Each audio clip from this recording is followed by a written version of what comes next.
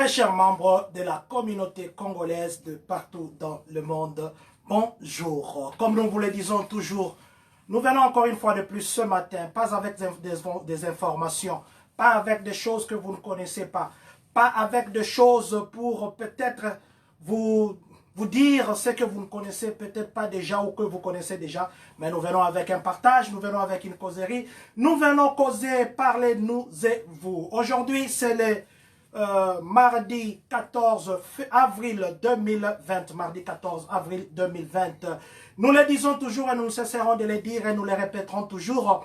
Nous venons avec des choses que vous avez peut-être entendues en anglais ou écouter en anglais sans bien comprendre. Nous venons avec des choses que vous avez entendues sans que vous ne puissiez vous rappeler. Nous venons avec des choses que vous ne connaissez peut-être pas, mais que vous aurez entendues quelque part. Nous venons avec un partage entre nous et vous. Nous allons commencer d'abord par dire merci et bonjour à Monsieur Rigostar Mavinga, qui nous écoute depuis Kentucky. Nous sommes à Lexington. Nous allons dire merci et bonjour à Maman Michel-Ange, Papa Francine Kwadi, qui nous écoute ici à Champagne-Cani. Nous dirons merci et bonjour à Monsieur Giscard Nzenza, qui nous écoute depuis Iowa City. Et nous allons dire merci et bonjour à Maman Maggie la Rose Verte Capend, qui nous écoute depuis Champagne-Cani.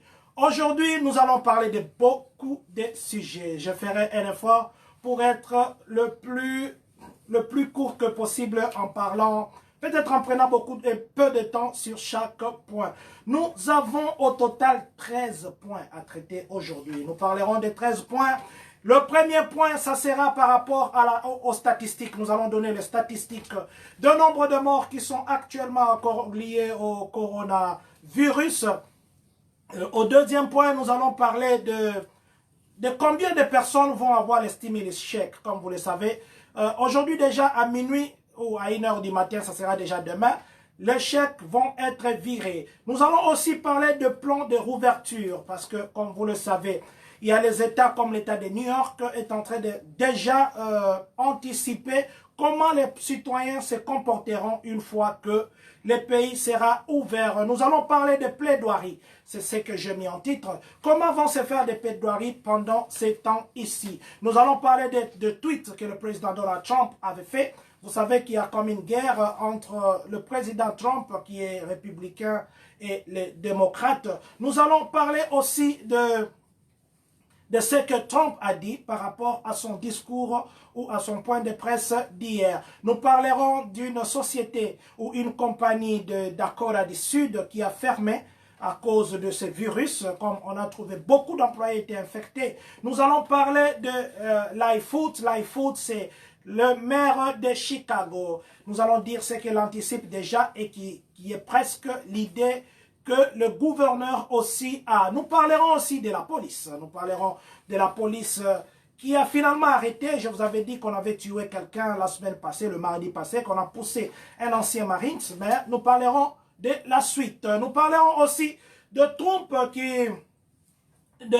Monsieur Donald, et plutôt du président Donald Trump, une fois de plus, pour ce qu'il veut faire dans le futur. Nous allons aussi parler des dons que nous avons reçus d'un compatriote ici à la place. Nous parlerons de Irbana par rapport au Chromebook. Et enfin, nous allons finir par parler d'un entrepreneur congolais ou quelqu'un qui peut vous aider dans beaucoup de choses. Commençons par le premier point. Le premier point, comme je vous ai dit, c'est par rapport au nombre dans le monde. Aujourd'hui, donc jusqu'à hier c'était le 13 avril, dans le monde, le nombre de morts liés au coronavirus, nous étions à 118 000 personnes qui sont mortes à cause de ce coronavirus. Et les États-Unis sont à tête avec 23 078 morts. Donc, jusque-là aux États-Unis, jusqu'à hier, je dirais, avant qu'on ajoute le nombre d'aujourd'hui, on était à 23 078. Et puis, les cas confirmés, les cas qui sont testés, c'est 572 000 les personnes qui sont testées positives. Et dans le monde, nous sommes à plus de 2 millions de personnes qui sont infectées. Et aux États-Unis, c'est à partir du 12 avril que on a remarqué que c'est dans tous les États maintenant, actuellement, plutôt dans tous les États, à partir d'avant-hier, dans tous les États, il y a maintenant le corona. Donc, il n'y a pas un seul État des États-Unis qui est épargné. Donc, partout, il y a maintenant le corona. Donc, c'est juste pour dire que on a aussi remarqué que le coronavirus se déplace en l'air et aussi dans nos chaussures. En l'air, ça peut aller jusqu'à 3,5 mètres. Et puis, dans nos chaussures, quand nous amenons dans nos maisons, surtout les gens qui crachent, vous savez qu'il y a les gens qui crachent sur la route en marchant, vous pouvez, peut-être par mégarde ou c'est pas par malchance, piétiner sur les crachats de quelqu'un qui a le coronavirus et vous pouvez amener ça à la maison. Donc, c'est qu'il faudrait on conseille maintenant de commencer à désinfecter nos chaussures une fois que nous sommes dans nos maisons et éviter de marcher avec ça dans toutes les pièces. Ça, c'est ce qui concernait le premier point de statistiques de coronavirus. Parlons maintenant des chèques qui vont commencer à entrer la nuit ici, ou bien demain déjà à minuit 1 minute ou à minuit, minuit 1 minute, déjà nous aurons nos chèques pour ceux qui ont les direct deposit. Combien de personnes auront les chèques? Aux États-Unis, il y aura au moins, je dis moi au moins, 80 millions de personnes qui auront leur direct deposit cette nuit. Donc, déjà demain, 80 millions de personnes, même si nous prenons un seul dollar par personne, par individu, nous sommes à 80 millions de dollars. Mais or, ce n'est pas un seul dollar par individu qu'on donne. Donc, ça, c'était juste un calcul simple que je voulais faire. Nous allons parler de New York. Vous savez que New York, c'est la ville ici, et Louisiane, qui sont très touchés aux États-Unis. Maintenant, le gouverneur de New York, de Massachusetts et des autres sont en train de mettre en place un plan anticipatif pour voir comment ils vont créer des structures, les administrateurs de santé et les autres administrateurs de finances pour anticiper, une fois que le pays est réouvert, quelles seront les dispositions prises? Quel sera le plan, par exemple, le plan des reboosts économiques? Quel sera le plan les mesures d'observation de santé? C'est pourquoi ils ont créé des groupes.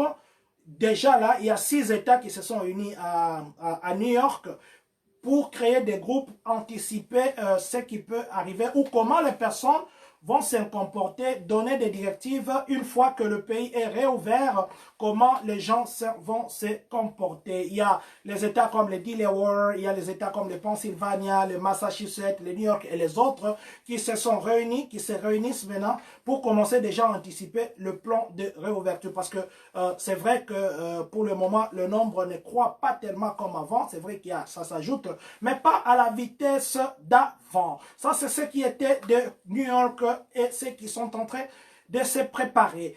Et ce qui est en train de se préparer. Alors, nous allons parler de plaidoirie. Comme vous le savez, la justice actuellement, ça ne fonctionne pas. C'est pourquoi même les gens qui ont des dossiers à la Cour, on a reporté ça, tout ça. Mais la Cour suprême des États-Unis a pris d'autres mesures. La Cour suprême des États-Unis a vu qu'il y a des dossiers urgents, il y a des dossiers qui nécessitent d'être traités maintenant. C'est pourquoi ils ont pris une décision. À partir du mois de mai, donc à partir du mois prochain, il y aura maintenant la téléconférence. Ils vont faire des plaidoiries en téléconférence pour régler certaines affaires qui sont jusque-là suspendues ou qui ne sont pas encore, traitées. Parce qu'il y a des affaires telles que les spéculations sur la nomination du président Trump, les contentieux sur l'électorat,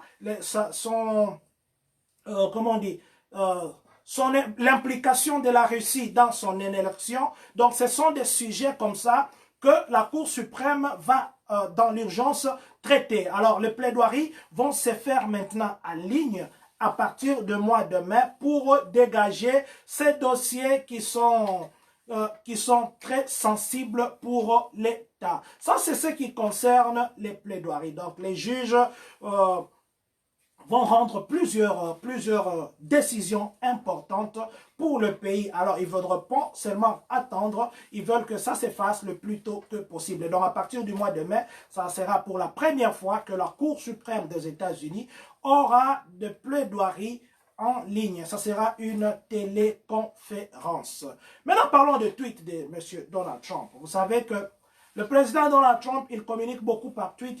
il écrit beaucoup, en fait, et c'est ce qui attire beaucoup de problèmes. Il a eu des problèmes avec Anthony Fauci, qui est le médecin principal ou le numéro 1 de ce qui est des bactéries, ainsi de suite, toutes les recherches qui sont liées aux bactéries, aux microbes, c'est lui qui se charge de ça, ce monsieur Anthony Fauci. Alors, il y avait eu un problème.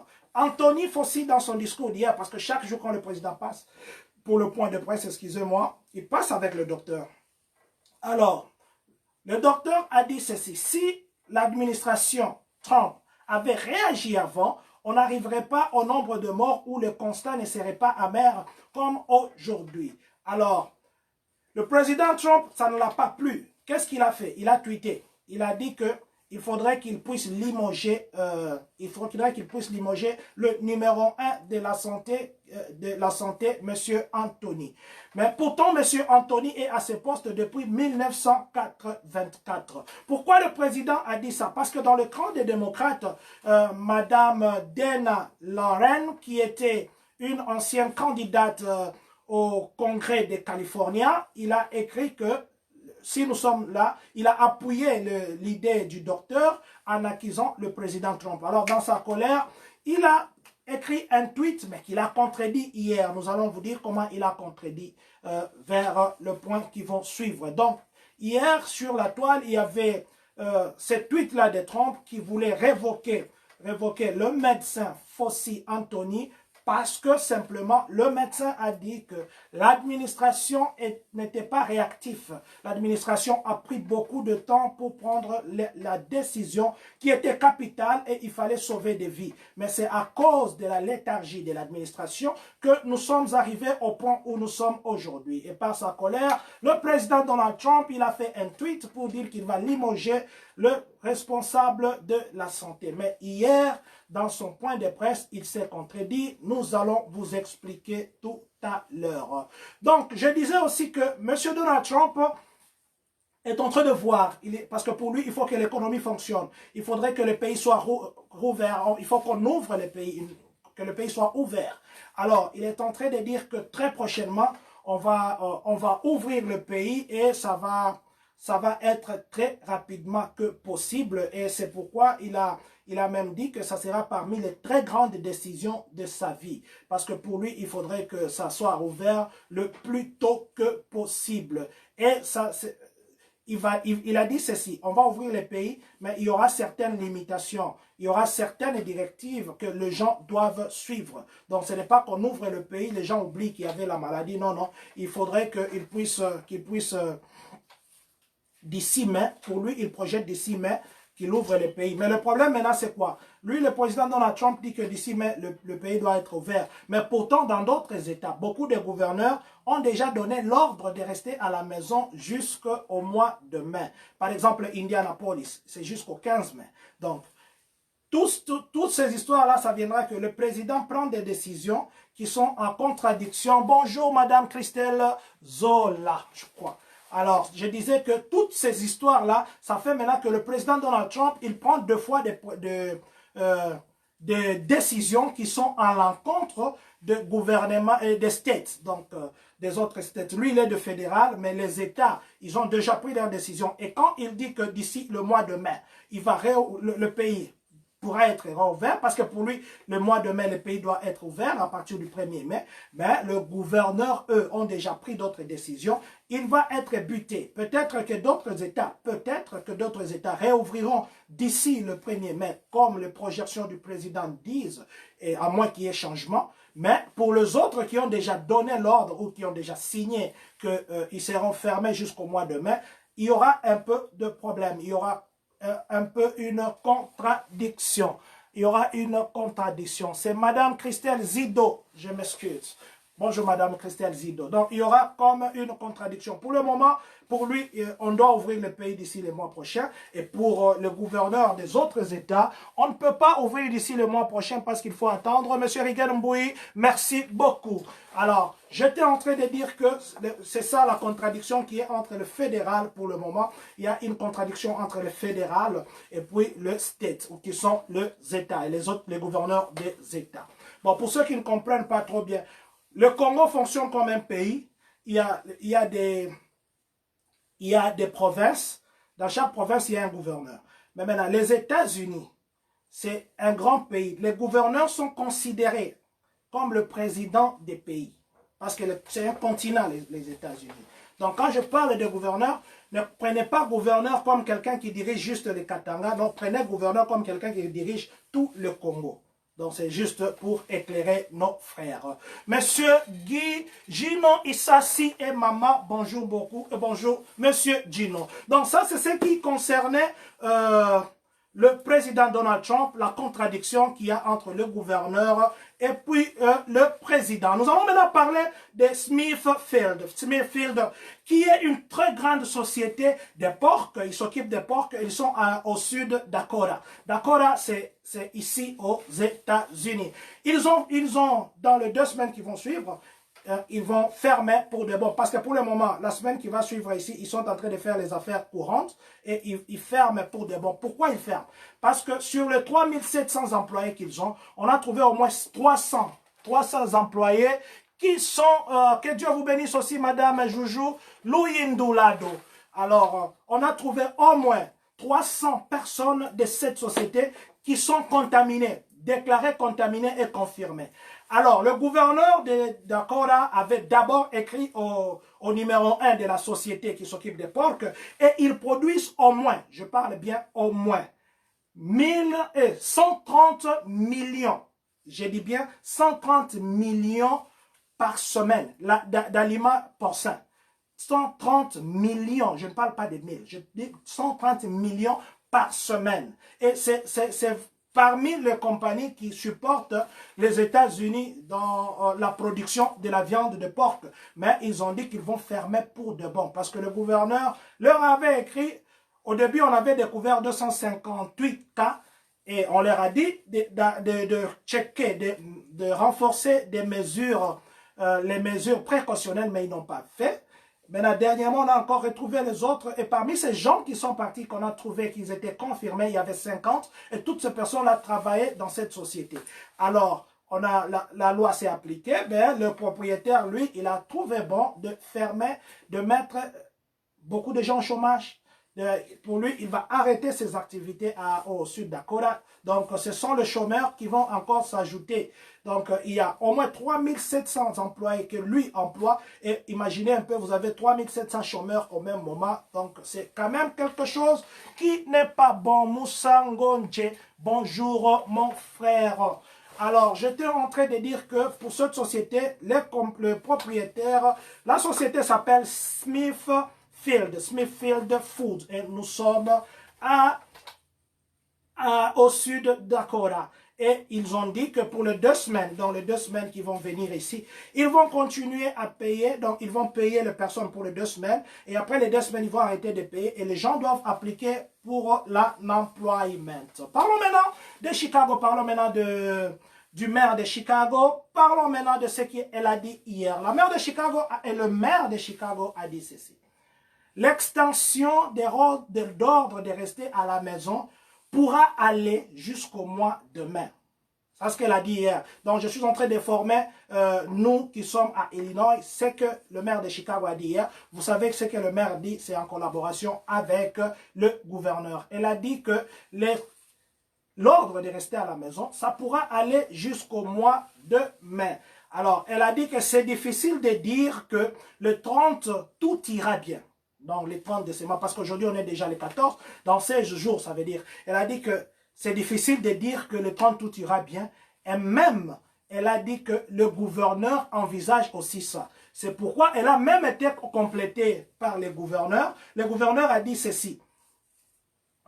C'est probable que les activités reprennent jusqu'au 30. C'est probable. Mais, nous envisageons d'ajuster. Ils envisagent d'ajuster. Vous savez que Joe Boni Olungu, merci. Notre président de la communauté a besoin de la tête comme vous. Merci beaucoup, mon frère. Que Dieu vous bénisse. Donc, j'étais en train de dire que le gouverneur a complété le maire de Chicago, Lightfoot, pour dire que c'est probable qu'ils puissent... Bon, plutôt, ils vont faire les ajustements. Qui dit ajustement, ça veut dire aller jusqu'au mois de mai. Donc, il a dit ça d'une façon cachée. C'est juste pour venir vous dire que nous risquons encore le mois prochain de rester à la maison. Vous vous rappellerez que je vous avais dit que Christie Clinic, par exemple, ils avaient dit à leurs travailleurs, les 250 qu'on avait mis en congé, qu'ils reviennent au mois de juin. Donc, si vous suivez les discours du gouverneur d'hier et vous suivez ce que le maire de Chicago a dit, vous comprendrez, entre guillemets, que les activités pourront reprendre seulement au mois de juin. Je ne confirme pas, je ne fais qu'analyser. C'est le discours, les deux discours d'hier du gouverneur d'Illinois et puis du maire. Et on a poussé un ancien maire, on l'a poussé et que le train est venu passer au-dessus de lui et il était mort. Et il avait fait l'Afghanistan 2 fois. Ça, je vous ai dit hier. Alors la police, dans ses investigations, dans ses enquêtes, ils sont tombés sur la personne qui a poussé, Mamadou Dal. La personne qui a poussé Mamadou Dal, c'est un jeune de 18 ans. Il s'appelle Ryan Mann. Ryan Mann, c'est la personne qui a poussé Mamadou Dal et c'est un blanc. Ryan, c'est un blanc. Mamadou Dal, c'était un noir. Et vous voyez, Mamadou, vous comprenez d'où il vient. Alors, la police ne veut pas dire que c'est les R. Oh, je ne vais pas parler de ça ici. La police ne veut pas parler de cette piste-là, mais vous voyez que quand il y a deux couleurs qui se disputent, et l'autre, c'était un ancien Marines, et un jeune, lui, il avait 29 ans, celui qui est mort, et un jeune de 18 ans vient les pousser juste au moment où le train devait passer. Et puis, bon, le train en marche et l'a écrasé. Donc, ça se comprend qu'il y avait peut-être quelque chose lié aux couleurs, à la couleur. Mais la police ne veut pas dire ça. Donc, c'était juste pour vous dire que la personne qui avait poussé l'ex-Marines était appréhendée par la police hier. Parlons maintenant parlons encore du président Trump, parce que comme nous venons encore de parler encore avec lui, venons maintenant parler de ce que je vous ai dit que dans son premier tweet, qui était avant-hier, répondant à madame qui était candidate au Congrès, il a dit qu'il devait limoger les docteurs. Maintenant, hier, quand ils étaient en conférence, le président Trump a nié. Il a dit qu'il n'a jamais dit ça. Il disait ça pour répondre aux fake news, comme il dit toujours. Il dit que c'était pour répondre aux fake news et que d'ailleurs, il encourage le docteur Anthony Fauci. Le docteur, c'est un très bon docteur et que il a toujours besoin de lui. D'ailleurs, il fait un très bon travail. C'est à cause de lui que nous sommes arrivés à avoir des vies sauves. Sinon, on aurait beaucoup de vies perdues. Donc, il a nié son tweet. Il a dit que ce sont des fake news. Ce n'était pas dans ce contexte-là que lui avait écrit. Il écrivait pour réagir contre les démocrates. Et puis, son discours d'hier, parce que quelques membres de son cabinet déjà sont en train maintenant de vouloir l'interdire de passer chaque jour à la presse. Parce qu'il profite maintenant de cette presse pour commencer à faire les discours de campagne. Hier, son discours, c'était uniquement axé sur presque la campagne en train de condamner les démocrates. Parce qu'il répétait à tout moment que ce sont les démocrates qui ont pris du temps.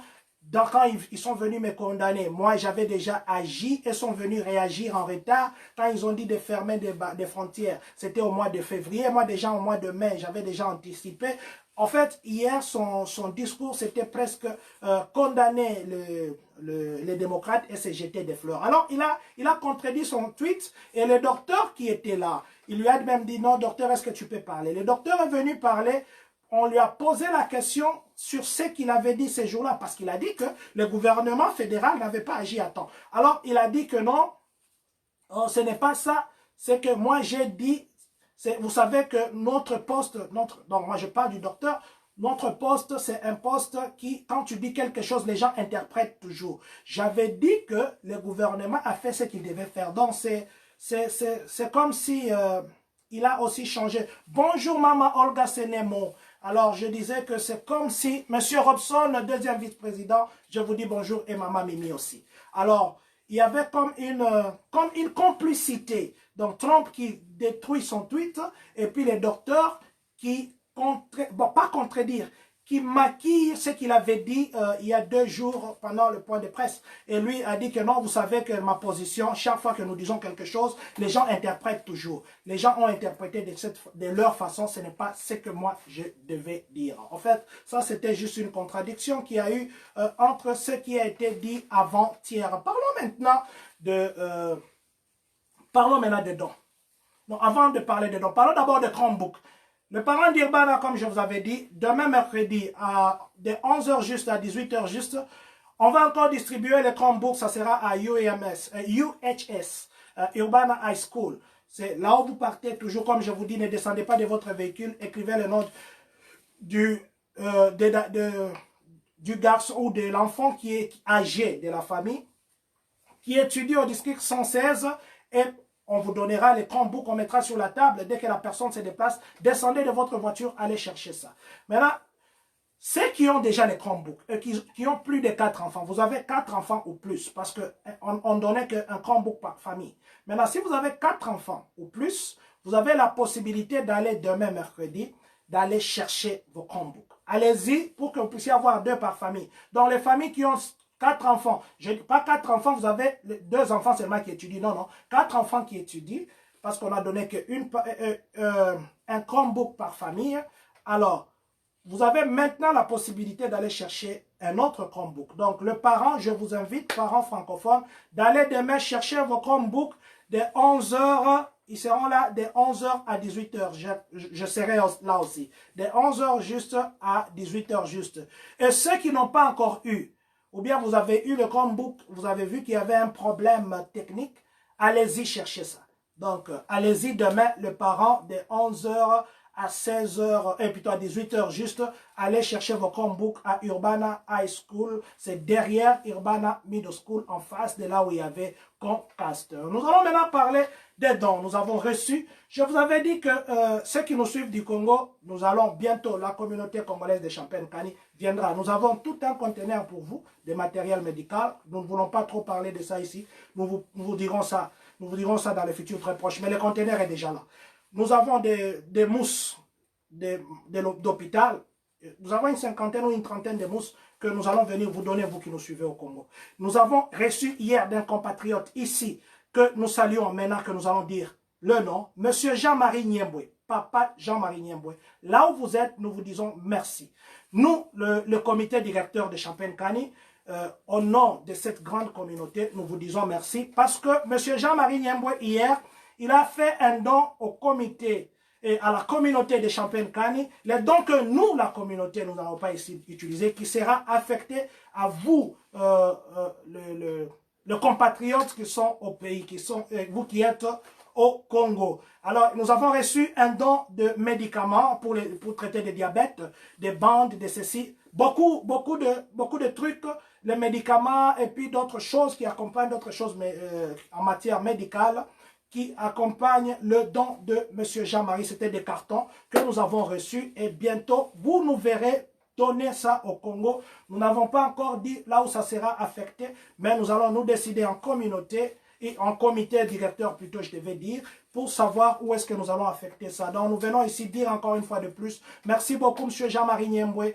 pour ce que vous avez fait, pour ces dons combien louables que vous avez donné au comité. Et nous rappelons à tous qui nous suivent que nous avons déjà reçu beaucoup de dons jusque-là. Nous avons reçu un don un conteneur de 40 pieds, plein de matériel médical, plutôt plein des histoires liées à la médecine que nous allons affecter à une pédiatrie du Congo. Nous allons profiter un jour pour vous dire quoi, parce qu'il y a beaucoup de choses qui entourent ça, au pays surtout. Nous vous dirons ça. Alors, nous avons reçu aussi de toujours M. Jean-Marie par son canal, il nous a dit, nous sommes allés chercher les mousses que nous gardons, que nous allons venir donner comme un don du diaspora au Congo. Nous voulons que notre diaspora, nous puissions donner des dons.